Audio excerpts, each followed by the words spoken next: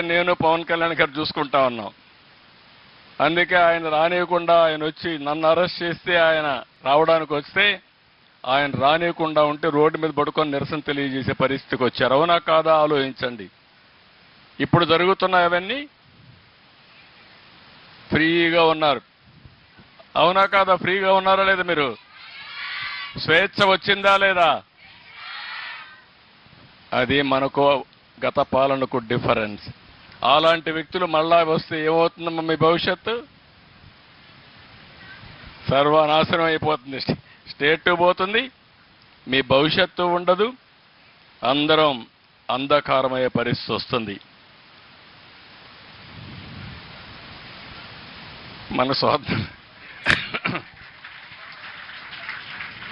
మొట్టమొదటిసారిగా వారు చెప్పింది నేను చూశాను.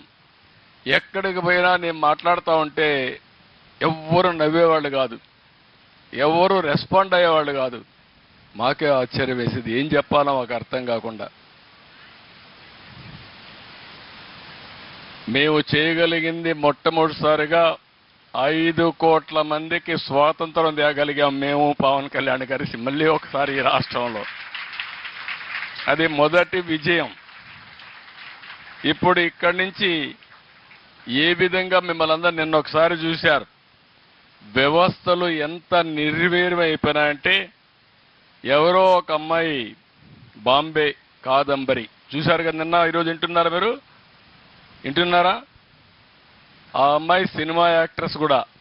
ఆ అమ్మాయిని పట్టుకొచ్చి దొంగ సంతకాలు, దొంగ పుస్తకం రాసి ఫోర్జరీ చేసినటువంటి డాక్యుమెంట్స్ తయారు చేసి దొంగతనంగా ఆవిడలో పెట్టి ఆవిడ్ని ఇక్కడ అరెస్ట్ చేసి ఇక్కడ కస్టడీలో పెట్టే పరిస్థితికి వచ్చారు.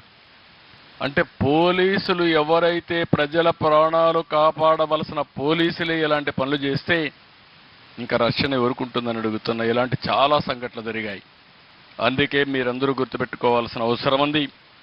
భవిష్యత్తులో ఒకటే మీ అందరికీ హామీ ఇస్తున్నాం, మీరందరూ మేము మీ భవిష్యత్తు కోసం పనిచేస్తున్నాం.